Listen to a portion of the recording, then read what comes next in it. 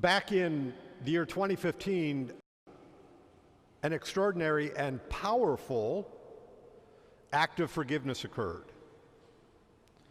It was in Charleston. And sadly, horrifically, a white supremacist broke into a predominantly African American church, and in his crazed behavior, wound up taking the lives of 9 people in that church. Within 48 hours was his bond hearing.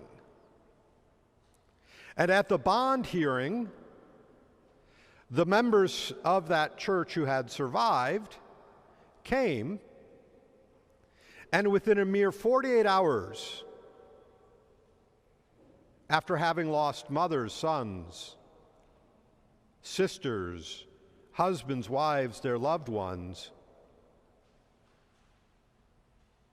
expressed some sentiments that were extraordinary. According to the USA Today, when given the opportunity, here's what some of them said: "I forgive you. You took something really precious from me.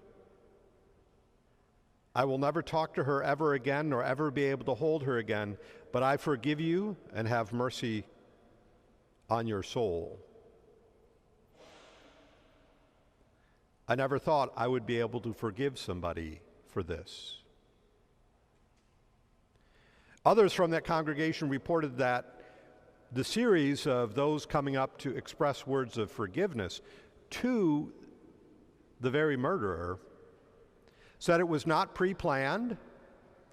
It simply arose from them. And knowing that they're believers, that they're Christians, it didn't just rise in some abstract way, it rose from the very depths of the faith that they were called to live. And what some came to cover from a news perspective as, of course, a painful, horrible example of such a terrible act, in fact, the story changed, because it became, how could this church extend such forgiveness? It's almost inexplicable. But today we hear in the gospel and in the first reading the power and the necessity of forgiveness. And it is an act of a Christian who has embraced his or her faith fully, who knows that it may not always be easy, but chooses to live a fully Christian life, who can forgive along these lines. Today we celebrate the Sacrament of Confirmation. What will happen? The Holy Spirit will come upon these young people in a new way. The Holy Spirit that they received in baptism will now be confirmed today, sealed with the Holy Spirit. At baptism, these young people would have been presented, and many of you gathered here today, perhaps godparents, parents, sponsors, would have been present and would have said, "Yes, I believe, and I will raise my child, I will raise this loved one in the faith." And so here they are today, having received that great gift freely from God, that great gift of baptism being incorporated into the church. But today, now it becomes your faith. And you say, "Yes, I believe, and yes, I will act, even when the world doesn't understand it, even when it may be inexplicable to others, in accord with my faith." Here's what the Catechism tells us about the Sacrament of Confirmation. So, of course, with confirmation, we receive this greater outpouring of the Holy Spirit, and we ask God to use the gifts of the Holy Spirit in a new and powerful way, to unleash all the gifts and the power of the Holy Spirit so that we can serve others. So we receive those gifts. Here's what else in response to this. This is what the Catechism says. The sacrament gives us a special strength of the Holy Spirit to spread and defend the faith by word and action as true witnesses of Christ,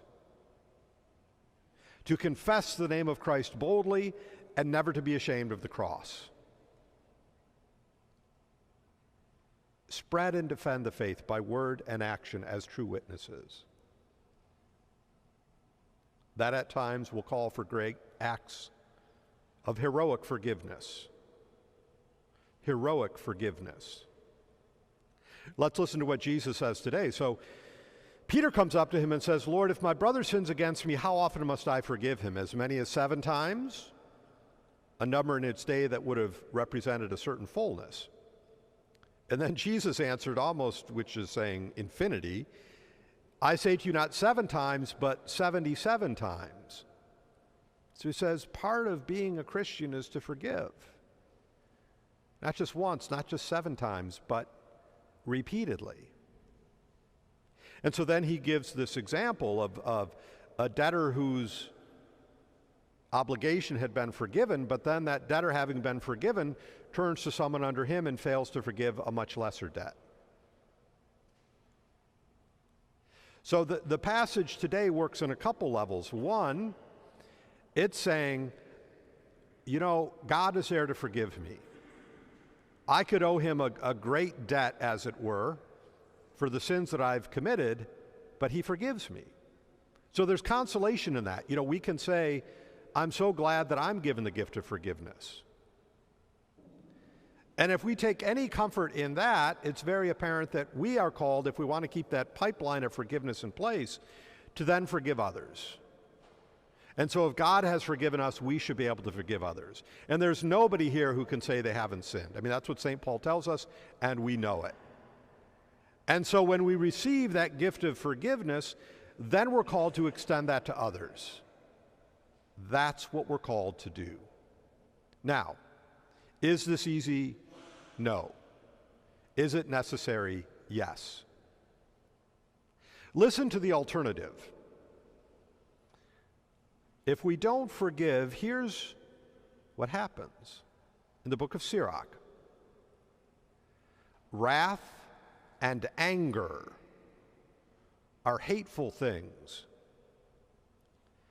yet the sinner hugs them tight. If somebody has done you wrong, there's the wrong that they have done. As long as you withhold forgiveness, here's what happens. You allow that hurt and that pain to be held so tight to you, because sometimes we tell ourselves, if I forgive, then I'm saying what was done to me was not a really big deal. It's almost as if we forgive, we think we're telling the other person, you win and I lose. Because it was really important to me, I could never forgive you.